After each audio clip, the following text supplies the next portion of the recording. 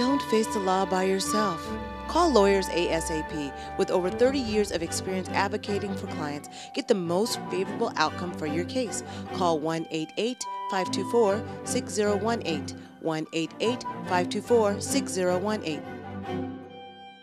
Welcome to this edition of ONME Sunday Mornings. My name is Julia Dudley Najib, along with Lennice Najib. And we're certainly happy to be here and to start off your week. We want to make sure we finish up with our special report that we have been doing in regards to the Michael Brown shooting in Ferguson, Missouri. And in fact, we had the minister, Bryson White from St. Rest Baptist Church, who was there, like on the scene. Yes. You know, so he was able to give us some powerful insight on that. Yes, he was more or less giving us some insight of his experience about what really happened compared to what the media showed us. And I thought it was very insightful. So we have that to look forward to. There's also the part 2 on the James Brown discussion that we had and we left off. And so you'll see that part in the latter part of the program. And then you'll also see us talking about some of the national news that are hitting the scene. You've heard about the NFL incident. Yes. You know, and that's the way it is. So Ray Rice has been terminated and suspended, actually. First, it was just a suspension, but I believe now it's a termination from the NFL. And it was after the violent video surfaced, and we'll be talking more about that. Yes, it's tragic. It is tragic. So. And we also want to remind people that you can listen to ONME Sunday mornings, starting on Sundays, evenings from 8 p.m. to 9 p.m. And from 8 to 9 p.m., you'll hear a rebroadcast of this program. And then from 9 to 12 a.m., it's a live broadcast, Valley Black Talk Radio, with Mel Sanders, Joel Riversmith, and myself. We will have extended issues such as this that we've been talking about. Oh, I can't wait. It's going to be exciting. And we hope other people tune in to 1680 a.m. And we also want to remind people they can send in their news, their information to media@AMPTV Now. That's media@AMPTV Now. To let us know what's going on, whether it's Lemoore, Madera, Tulare, Visalia, wherever you are, we want to make sure we are able to know more about that. And I know we keep saying we're going to do the Trailblazers this week, but we keep having a jam-packed program. And so we're eventually going to get to it at least by the end of this month is what we can suggest. But at least this is the end of our special reporting.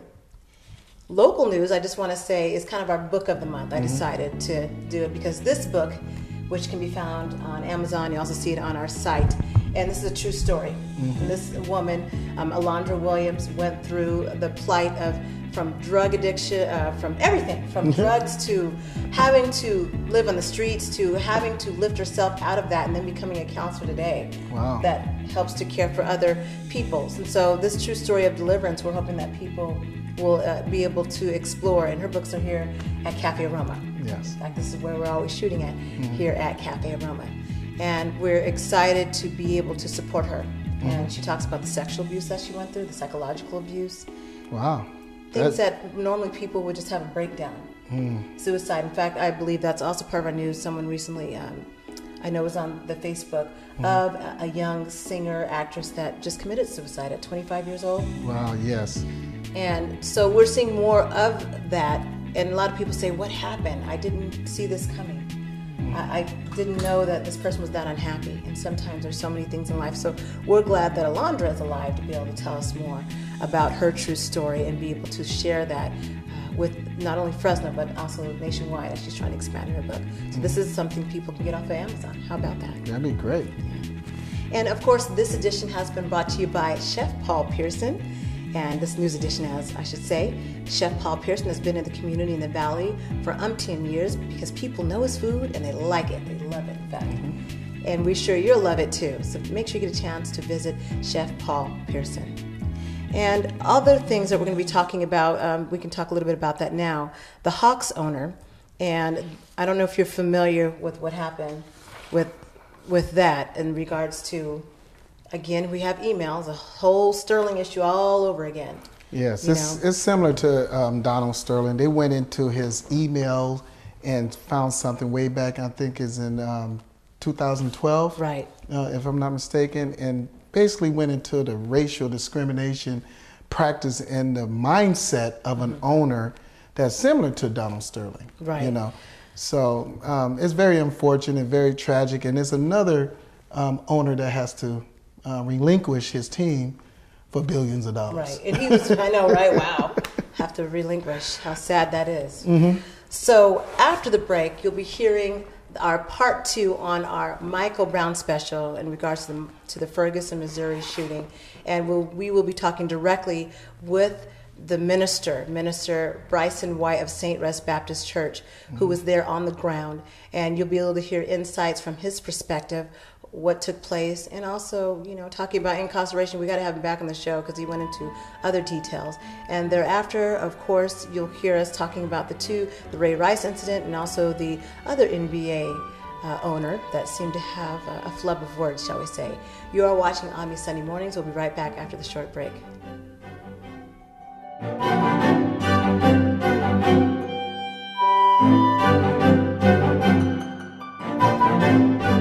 We like coffee too here, you know, and tea. And tea. Yeah, we like coffee and tea. Well, Cafe Aroma's gonna thrive. You know, that we drink coffee in urban areas, right? The local coffee shop.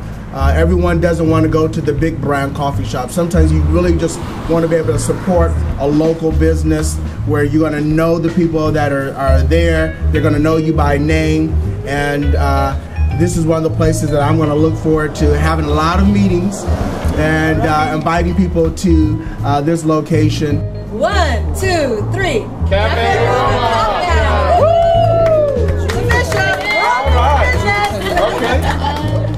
We are located at 550 North Fulton Street in Fresno, California, right before Belmont Avenue. Find out more about our open mic night coming up September 24th or karaoke night coming up September 25th.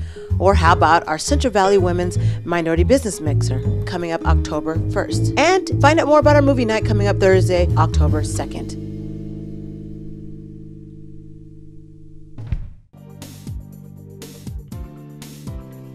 We're going to be talking about life insurance and how it affects the African American community.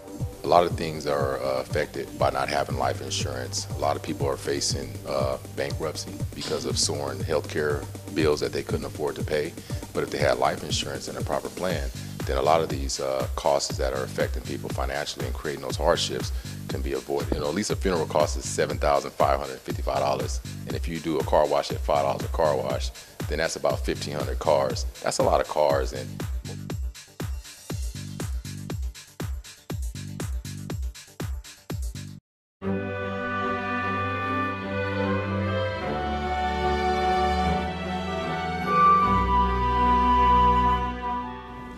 We're back, and you are watching ONME Sunday Mornings. My name is Julia Dudley Najib, one of your hosts, along with Lennice Najib. And Lennice, we left off, we were talking about James Brown and the movie Get On Up, and this was, of course, directed by Tate Taylor, and he's the same director that did The Help. And I wanted you to explain your comment to the audience when you said, well, there weren't any white writers, I mean, they were all white writers and a white director. And maybe we should give people a reference of James Brown, where he grew up, and help people understand the background and maybe the racism that he went through that they kind of left out, or they might have given snippets of. Well, he wanted to support black people. Okay. They was going through a process where they couldn't find jobs. Different opportunities was ousted from us as black people. During that time period. During that time period. Which would be the Jim Crow South. Exactly. Okay. So to see everybody in directing role, in writing role, to look upon us and act upon us and give their perspective on the way his movie should be written is, I think, is a tragedy, in my opinion. So how did you feel about the way the movie started, where he's on this high-speed chase, he's coming in with a gun, and because somebody used his bathroom? Do you think that was inappropriate? Do you think that was inciting force? Inciting force means, was that the great catalyst? Do you think there should have been a different catalyst to start off the movie? Yeah, I think it should be more of a peaceful role. Right now, it's showing him in a negative role with a gun, angry, trying to portray himself in a negative role in that sense. So I wasn't really pleased on the direction on it coming out that way. And I think for me, the part that, and also Stephen Whitty, who also talked about this, and he's also one of the who talked about the film, and he in his review said that the film just wasn't given its justice about who James Brown was. No. We're given great musical acts, though. You had great sequences that because that music was authentic. That was James Brown. I think there was very seldom. Well, his dance move, the actor that played James Brown, Chadwick he did an excellent job. He was phenomenal with his voice, with his image. But far as the story, far as the true image of the kind of a person he was, I don't think that we really got an image of that. We saw the negative side of James Brown, you know, the drugs, the how he treated his members of the band, how he did the tax evasion. They touched on that a little bit, but they didn't really go into the real James Brown and what he symbolized to the black community, and that's missing. So what about when they left? I don't know if you remember the scene where he is performing for a predominantly white audience, and just for maybe like a split second, I'll say maybe it's a few minutes long of a sequence where he had envisioned himself in a 70s outfit. He's like, I'm performing in front of all these white people. Whoa, what's wrong with this scene here? And it's the scene where he even drops and splits his pants. And I don't know if you remember that. I think that was like a slight view of how James Brown felt more comfortable as far as being around African American and being around his people. But it was a snippet. They didn't say why. They didn't talk about the discrimination he went through as a black male. Again, Jim Crow South, I have to bring that up. Some places where he wasn't even allowed to perform. Yeah, some about him being the godfather of soul. When he go into the soul of it, and he go into he was also called what? I know you said he also had another name. It was called Mr. Dynamite. Mr. Dynamite is one of them. But the godfather of soul stuck with him because he looked at it as you got to have that soul, that rhythm, that move steps. And a lot of white folks try to emulate that, but they couldn't. As they showed some of the directors, like, I can do this the same thing. But he couldn't do that. He was able to move the crowd. He was able to take his music to a level that has never been really touched before. And he's performed all the way in his late, 60s. In fact, he died on Christmas Day of 2006. So he demonstrated that he was hardworking, and he always was in front of the lights, and he was great at what he did. So why not get a black perspective coming from an angle so that you could see the racial tension, the racism that he went through in the Jim Crow South, which I feel was a major part left out. And I watched this movie 3 times, so to give it justice, I want to let people know I watched it 3 times. 3 times? 3. Okay. And because, as far as my background in film and always being that analyst, I wanted to make sure I gave this film justice. I wanted to make sure that I was not biased as far as with the director. In fact, I was the one promoting for people to go see the film. And I want to know their feedback. I want to know what they felt about the film. Each time I watched it, something was missing. Yeah, but when you saw the kids in the background, and when he was talking about I'm black and I'm proud, they just went one little segment. Yeah, it was so short. It was short segment, but that was a revolutionized song in that the time period felt from all African Americans all over, because back then you got to realize black was ugly, white was good, and when you everything was still separate. But but if you think about it, he was trying to give the image of being proud to be black, being proud to be an African American, and letting his people know that I'm part of that struggle and I'm with you with that struggle.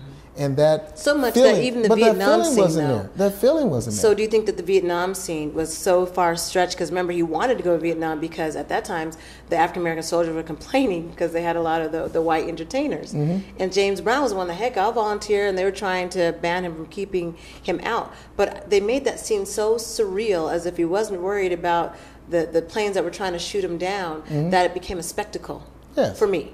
Yes, that was more. They gave that scene more time than the children. On Black and I'm Proud. Black and I'm Proud. They gave that scene much more drama than what the essence of who he was and what he believes in, and that I think that was missing from the film. Well, you know what? We still want to say we want people to go check out the film for yourselves. And you can always respond on our amptvnow.com website with your feelings, your comments, your blog, because this is something now we'll be able to venture off and talk about on the radio. So whatever we didn't get to talk about here on ONME Sunday mornings, people get to expand on that on radio.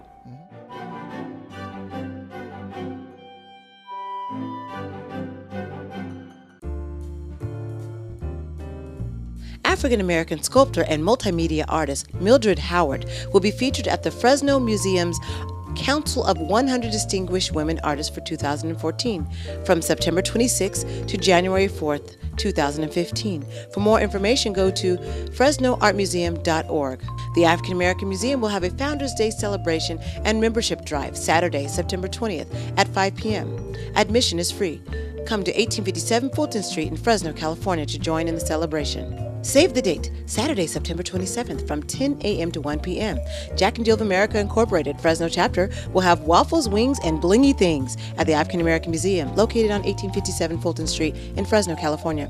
Vendor booths, tickets are available. Call or text for more information, 559-803-5182. To submit your event to the AMPTV Community Calendar for consideration, sign up as a member at bbtradio.org. It's free, and post your event on the online calendar bbtradio.org.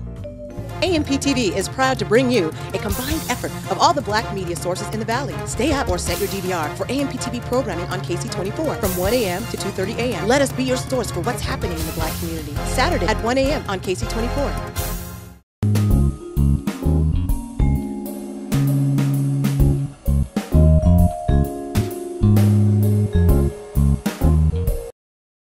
US Med has great news for anyone living with diabetes. If you have Medicare, private insurance, or prescription drug coverage, US Med will ship a new glucose meter right to your home. And shipping is free. My new meter uses only a speck of blood, so it's less painful than my previous meter. If you have Medicare, private insurance, or prescription drug coverage, you're covered with US Med. We're welcoming new patients, even if your current provider can't supply you anymore. I don't even have to test on my fingers anymore. I can test on my hand or forearms, and it's more accurate than my old meter. So call US Med today, and you'll have a choice of 2 great meters. One that actually speaks your results, or a meter so small it fits in the bottle of strips. Act now, and US Med will include a free prescription discount card. We'll also send you a free diabetes card. We'll also send you opportunity. So call US Med today. You'll be glad you did.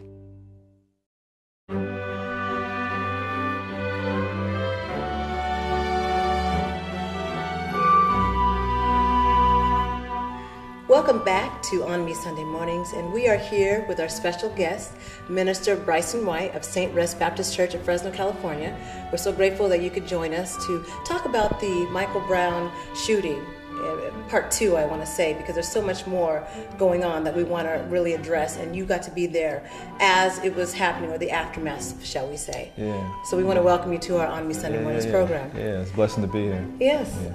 And you are a community organizer, and Faith and Community, if you can tell us a little bit about the organization, was that the organization that sent you out there to Ferguson, Missouri? Yes, it was. So Faith and Community is a part of a larger network called the PICO National Network, which stands for People Improving Communities Through Organizing, and we do faith-based community organizing. And so PICO is in 32 states and 150 cities, and Faith and Community locally works with up to 20 congregations and then 2 institutions. And so Faith and Community is the one who financed me to go, myself, Pastor Lewis, and Pastor DJ Kreiner, to go to Ferguson for a few days and to help organize and be able to process some of the trauma of the young folks, and to also be able to stand with people in the protest moment. So.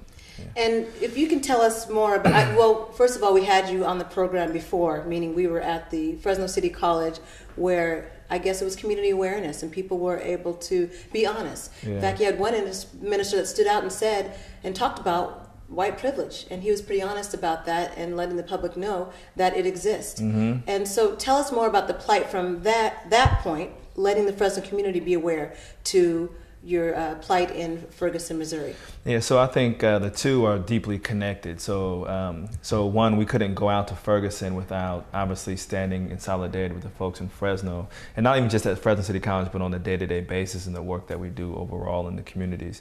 But at Fresno City College in particular, we wanted to bring together a multi-ethnic group of folks to say that we stand in solidarity with Mike Brown and the people of Ferguson because Fresno is Ferguson, and what we mean by that is that in Fresno, like in all the other cities in the United States, Black and brown life isn't valued, and so law enforcement uses heavy-handed tactics towards Black and brown folks. And we wanted to say at Fresno City College that we all recognize this. This is something that needs to change, and we stand in solidarity with the people of Ferguson. And it was in that spirit that we ended up leaving and going to Ferguson afterwards. Are you familiar with any cases that are happening with that in Fresno, as far as Black and brown having incidents with law enforcement? So Fresno has a history of law enforcement gunning down African American men as well as Latino men.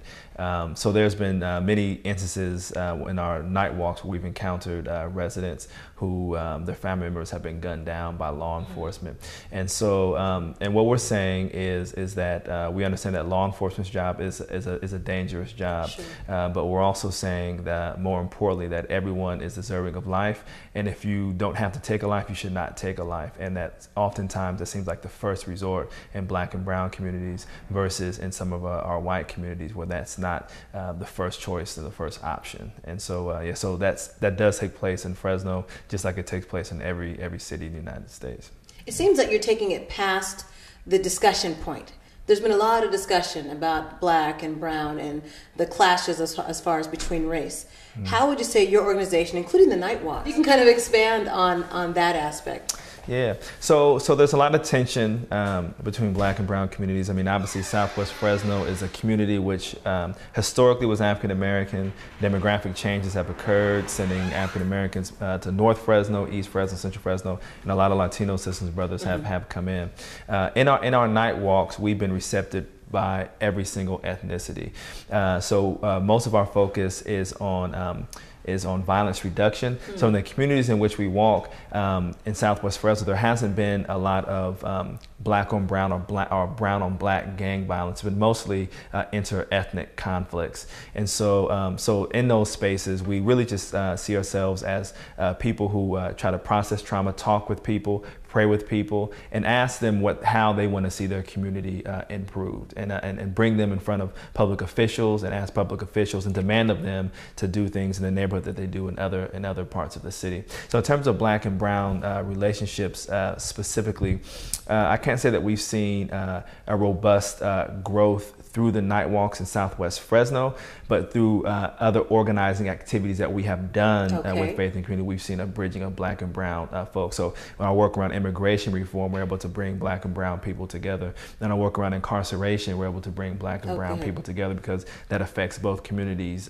equally. But there still is a ways to go for both communities to humanize one another and to recognize that we're in very similar situations and to deepen our partnership. So we're at the surface level with that, but there is some headway in our organization and the efforts in which we've been doing in the city. And would your organization be dealing with law enforcement, the relationship of Black and brown with law enforcement, or is that a different aspect? So we've had conversations with the police department around those issues.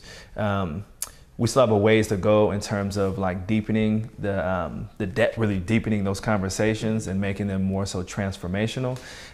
Some of our issues that we have raised with the police department is overhanded police tactics. You remember last year they rolled a tank down Strader Avenue, Fresno Police Department, in response to threats made towards law enforcement's life. And so on a side note, in that sense, that's another similarity between Ferguson and Fresno, the over-militarization of police departments. And so I can't say that we've made any substantial or transformational progress in that, but I think that we are we're in the beginning of a productive relationship around law enforcement and community relations. But I think there's a long way to go in the city surrounding that because of the deep tension that exists between Fresno Police Department and local residents. So yeah, so we have some spaces to go. And so for us, that transformation would look like, in many ways, the demilitarization of the Fresno Police Department and the demilitarization of all police departments. So not even just singling out FPD, because it functions within a similar vein as other police departments around the country, but there's a need for them to be demilitarized as they are policing our communities. There's no reason for law enforcement to have tanks. There's no reason for law enforcement to have M16s or to function in a similar way as the military does. That brings, if you are a military force in neighborhoods policing that kind of way, then you're an occupying force, and that means that people in the community aren't seen as residents and citizens; they're seen as enemy combatants. And so we have to begin to really change that tension in our communities. Well, after the break, we'll talk about the direct experience that you had in Ferguson, Missouri, and we want to get really in depth so that people can see through your eyes what you saw. And what, of course, the PICO and the rest of your colleagues saw. Yeah, for sure. You are watching ONME Sunday Mornings. We'll be right back after the short break.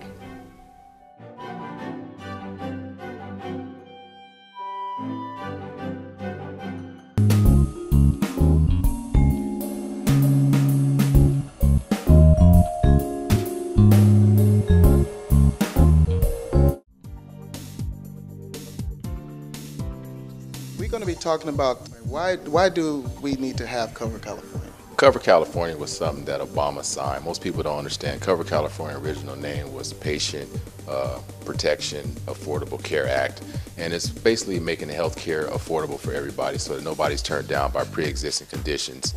Is there a difference between Obamacare and Cover California? Well, Cover California is basically a state program. So if you was to go into the government health care and want to look for health plans, they're going to refer you to Cover California.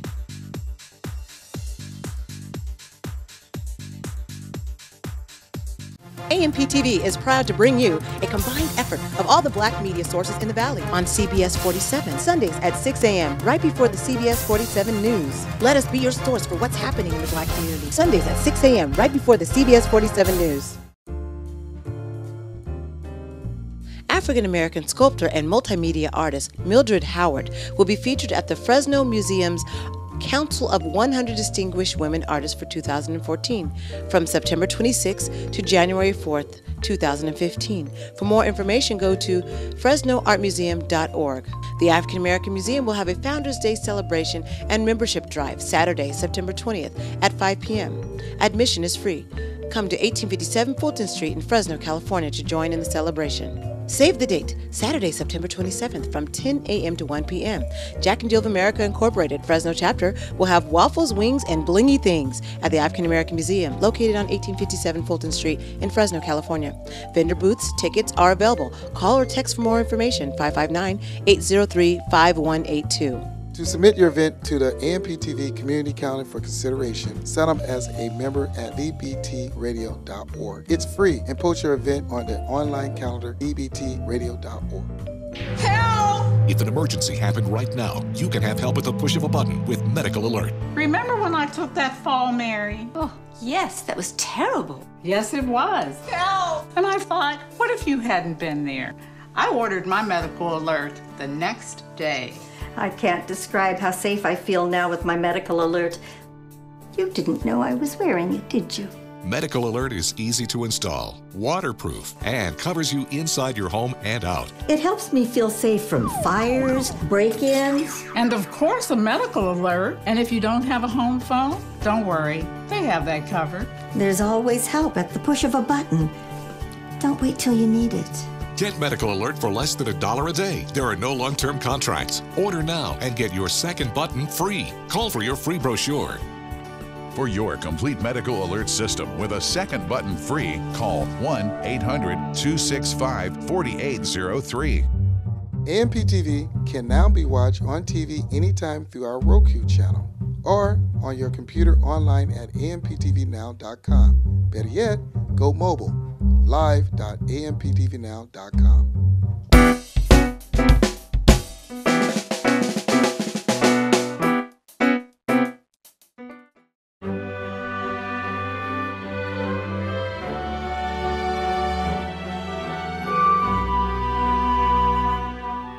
Welcome back to ONME Sunday Mornings.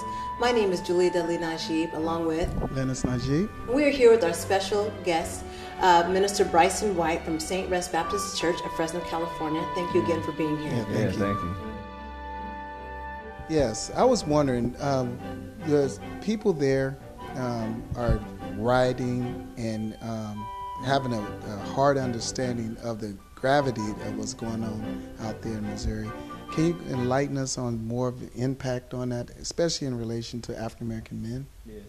Yeah. So I would like to say that that folks weren't rioting. I think that was a kind of a misconception that purposely that was sent out through different outlets. So when we got to Ferguson, the Quick Strip was burned down in the first night, and then there was another store that got looted as well. But they showed pictures of the many stores boarded up, but really what it was two things. One, store owners were preventing the potential of further damage to the store. Two, store owners didn't want law enforcement actually occupying the stores and looking at ways to occupy the community, so they boarded up their stores as well. And there's a lot of self-policing amongst the black men in the community, the one that actually stopped that initial night of rage that did take place. And so there was the youth and young black men who were the ones who were saying no rioting, and bringing that back under control. And then in terms of the protest sequence that took place. So a lot of our folks in Pico who were on the ground prior to our arrival were tear gassed and rubber bullets were shot in their direction and things of that nature. They reported on the ground from Ferguson before we even got there, saying that each time a conflict arose between the law enforcement and the civilian and the citizens, that it was caused by law enforcement. That law enforcement each time was the aggressor, and that even like the whole notion of throwing Molotov cocktails, how overblown that was, and the message of anarchy that was overblown. And so when I was there personally, I saw no civil unrest. It was all peaceful, nonviolent democratic protest, and those who were the aggressors, and I came after the tear gas and all of those things. I wasn't there during that time, but when I was there, it was the law enforcement that had the heavy presence, and the peace was more so on the side of the citizens, because they're the ones who were exercising their democratic right, and it was a law enforcement that was violating our democratic rights by not allowing us to peacefully assemble, making us march around the block, versus being able to congregate and get our message across. So there was a lot of intentional misinformation put out there to put the young black activist in a negative light. Wow, when I look at television, I see it looked like it's a riot. It looked like it looks way back when it's like the Rodney King kind of riot. It's similar, and I was like, oh my God, what is more of a solution that you see? And I know we went into it and we touched on it, but what is a solution that you can see that the African American males can build a bridge with the law enforcement, if that's a possibility, or is that possible? I know one of the issue is they looking at diversifying the police force out there. That's one solution. What's your insight on that? Yeah, so I would say, and obviously I've never been a law enforcement officer, but I would say diversification of law enforcement is important. I would say cameras on the uniforms of law enforcement. Studies have shown that when law enforcement officers have cameras, that reports about police brutality it plummets, because there's more accountability. I think even more important than both of those things, and we alluded to it in the first section, is the demilitarization of the police department. So the federal government gives law enforcement military-grade weaponry with the expectation that it has to be used within a year or they have to send it back. And so when they're getting this military-grade weaponry, they're expected to use it, and so when they're expected to use it, they're going to use it. And where they're going to use it, they're going to use it in black and brown communities, specifically black communities, right?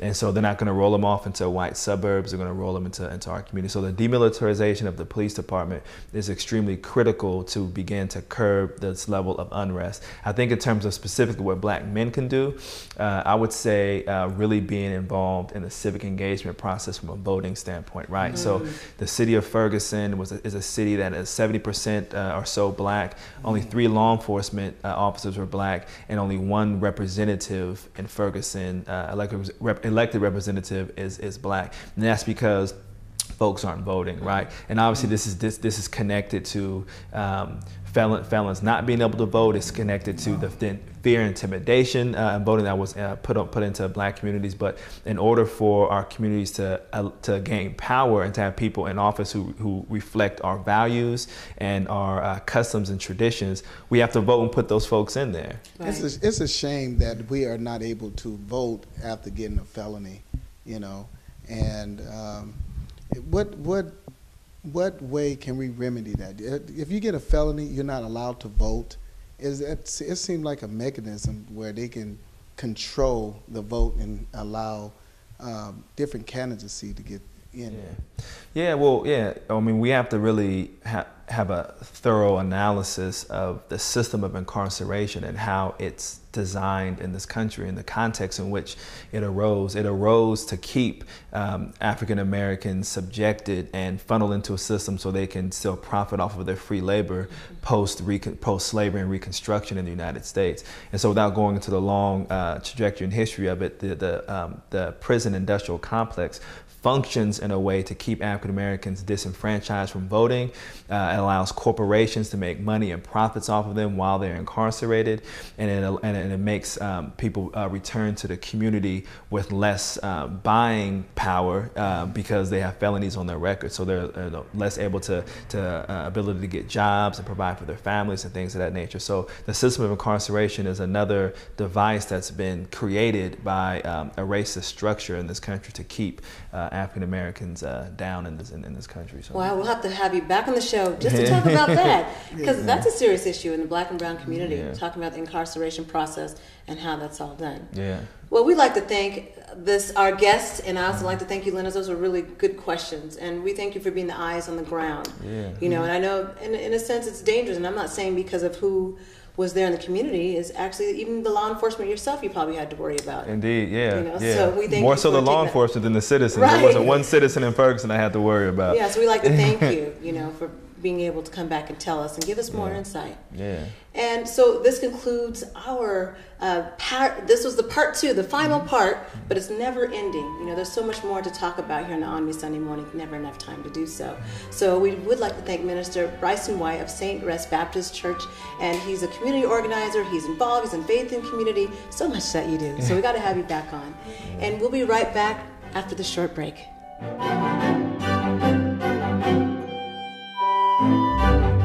AMP TV can now be watched on TV anytime through our Roku channel or on your computer online at amptvnow.com. Better yet, go mobile, live.amptvnow.com.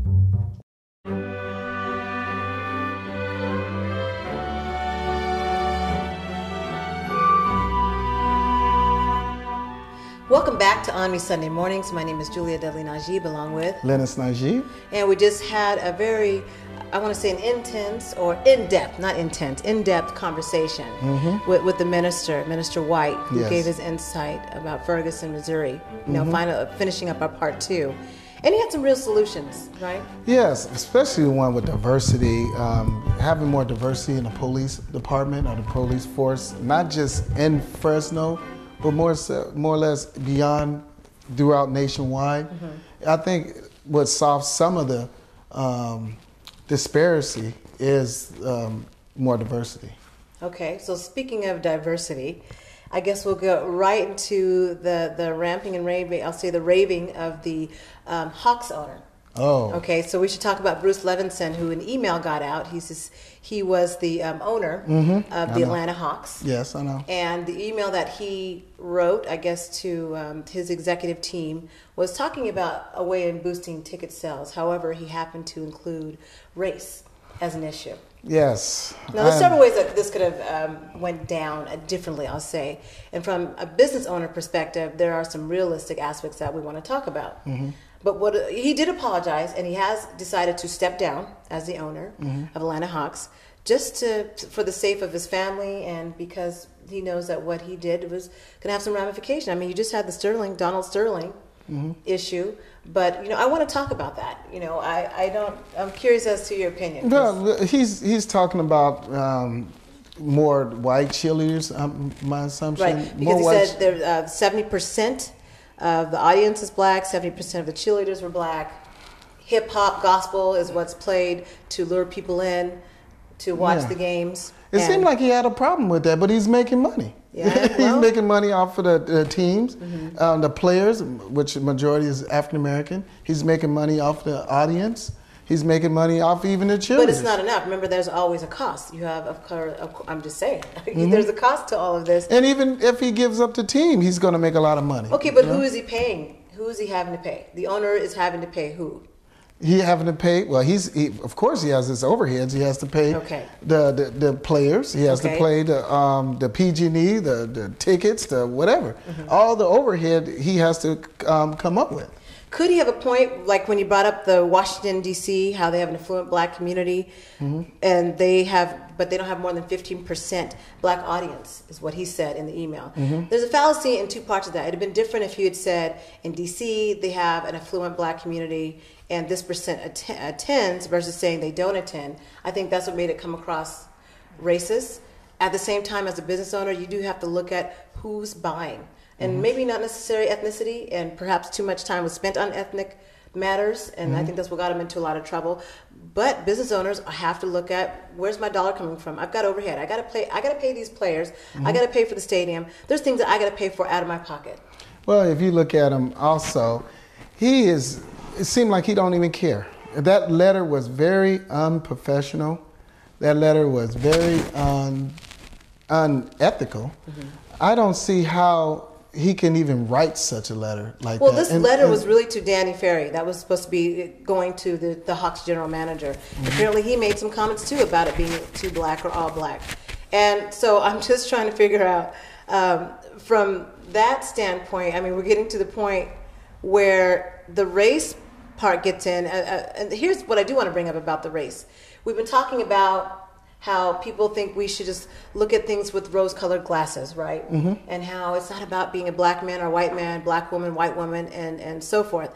The only thing that I do see out of this email is that it's realistic. It's still there. It's not going anywhere as far as the race card, as far as these color issues. But if you look at it also, too, if you look at Donald Sterling, and now this issue came up, or has come up, what about the other ones? What do you think is the other owners' mindset is? If you see 1 and 2, does it really matter? Because if you look at the mentality of organized sports, it seems the same, except for they're just paid as a slavery mentality. So if you choose to be under that slavery mentality, which the players get paid though, and they have chosen that, these are the elements that you're dealing with. Doesn't make it right. It's just what it is. But if you think about the beauty of it is, they can step down, they can sell their team, and they still walk away a billionaire.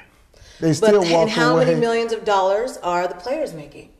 Because that's what's influencing our kids in the communities, and the ones that want to be a basketball star, NFL star one day.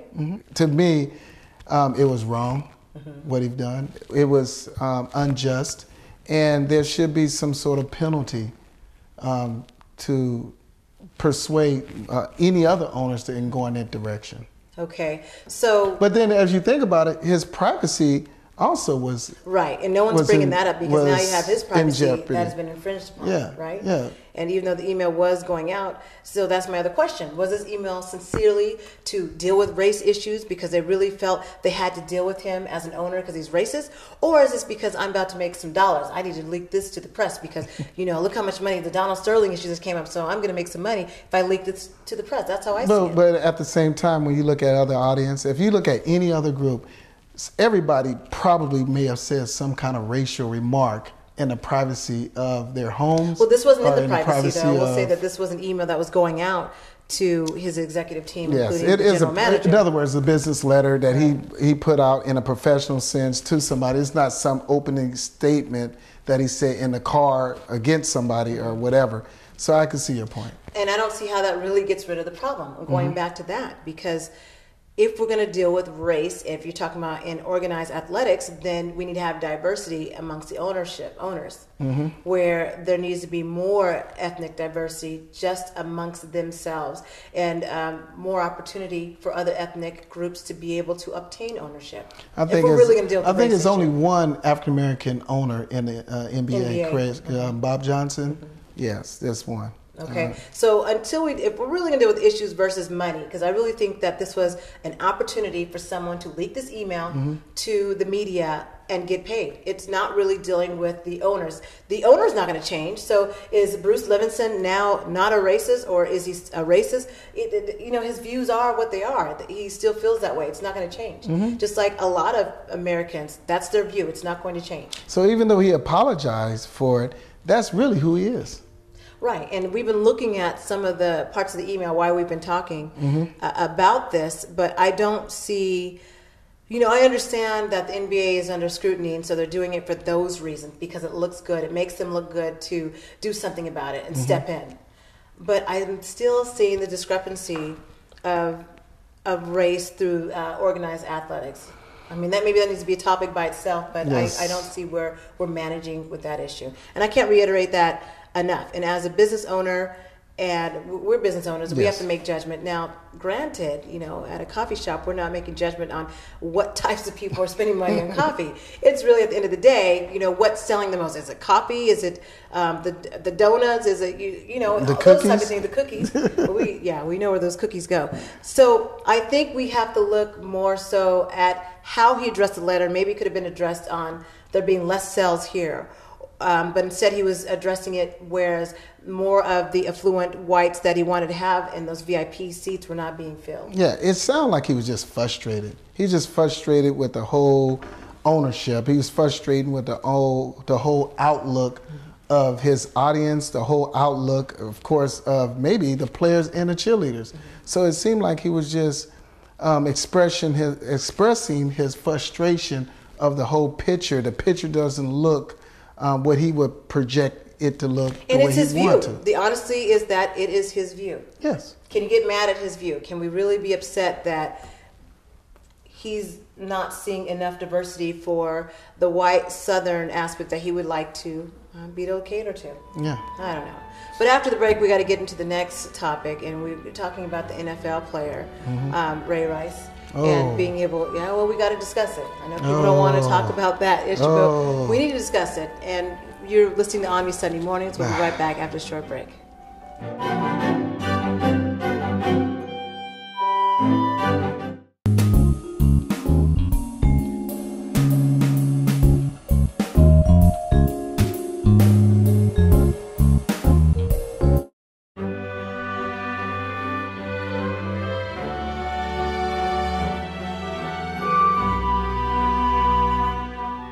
Welcome back to ONME Sunday Mornings. My name is Julia Dudley Najib, along with Lennice Najib.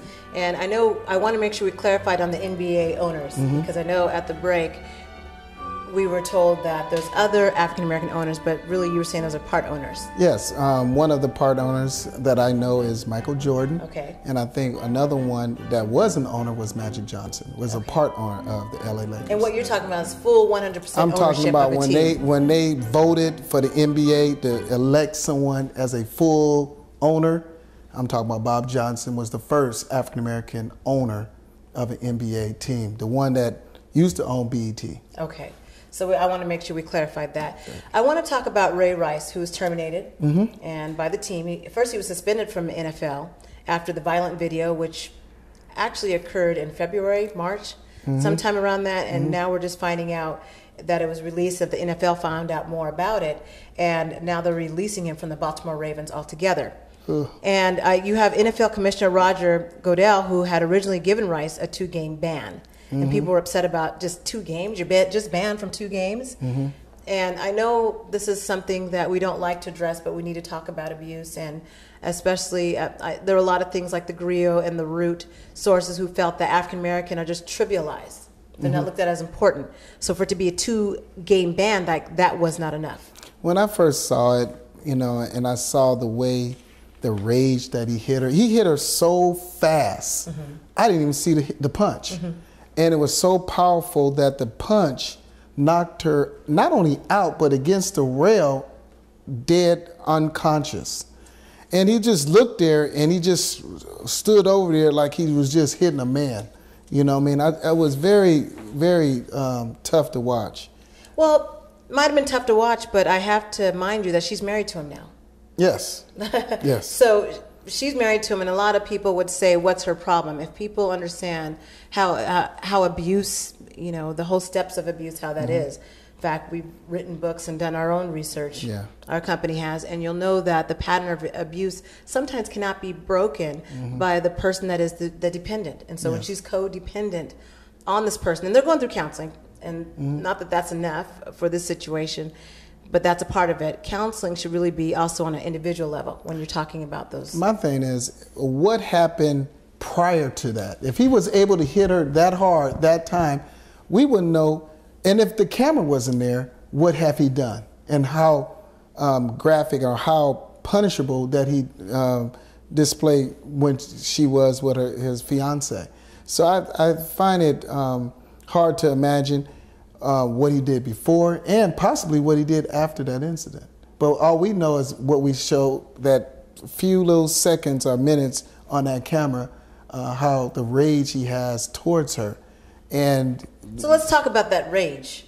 And there's not real, and I know we went off break when we were talking with folks that have been in coaching, and I know myself have been a coach, but not a football coach. It's different when you're looking at the duress that they're under, when you're looking at some of the stress that they have to go through as players. I know both of my brothers were football players, and that was just in high school, some of the traumatic pain that they had to go through and the constant mind trip, I call it, that the coaches put on you because they want you to go out there and be fierce. Is it that he didn't switch over, you think? That he didn't quite say, I'm not on the field anymore? Because we see that happen a lot. Well, somebody stated that he might not be in his right mind.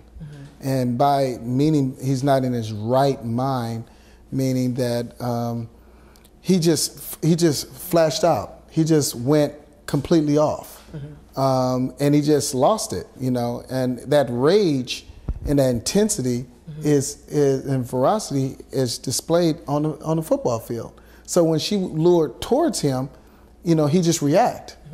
And then he carried her off the elevator like an animal. Yeah, just kind of dropped her to the floor. You see her head just boop. And moved, but he wasn't aware, or he might have been aware that there was a camera, but in his mind, he didn't care, you know, because in his mind, he was invincible, you know, and how dare she come at me like this, and this is what I do to her. Well, even the spitting on her, I'm trying to figure out what makes it okay for him to do that, and what makes it okay for her to stay in this relationship. I know people are asking.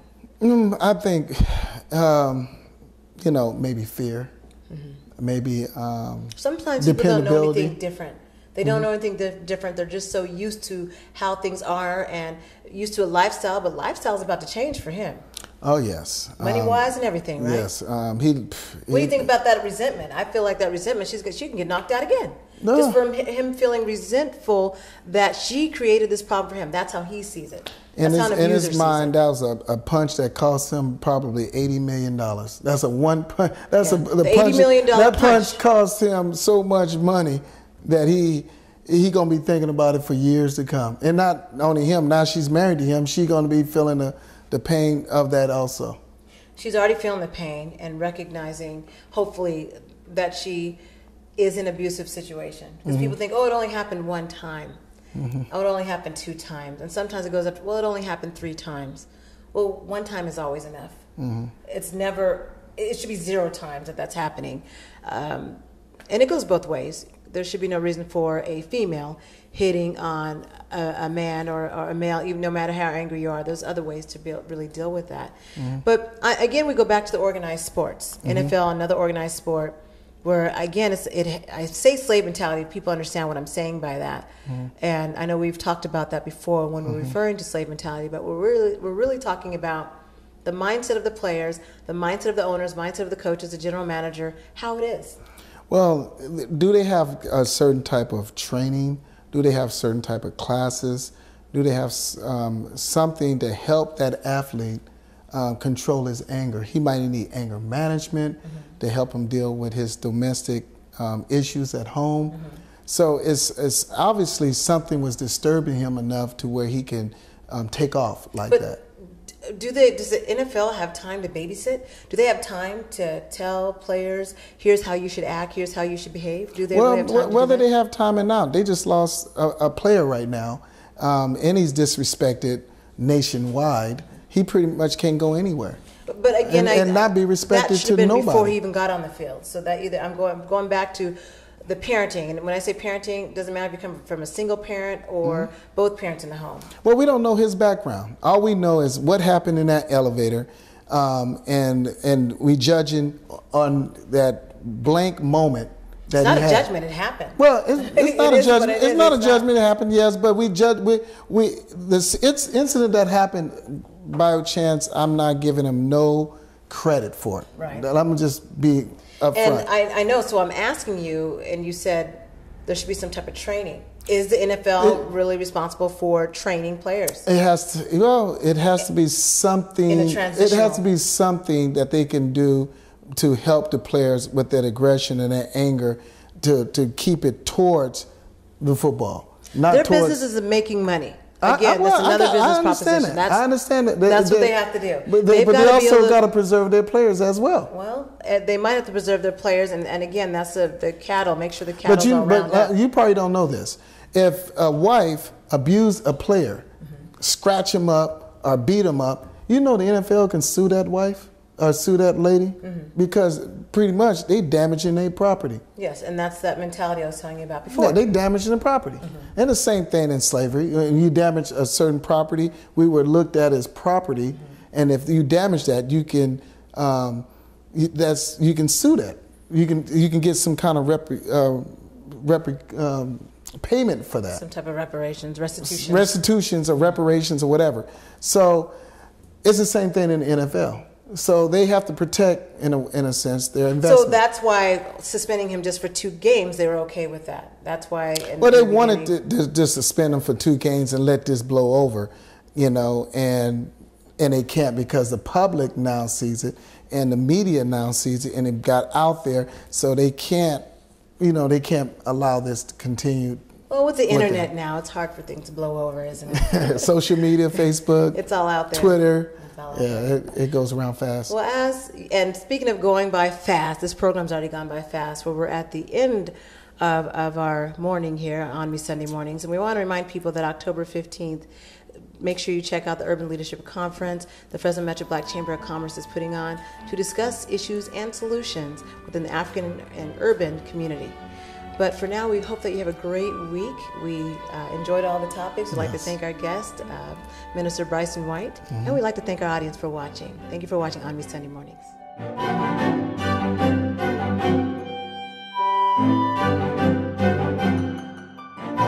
Next on AMP TV, music show, Urban Inspiration Music Connection.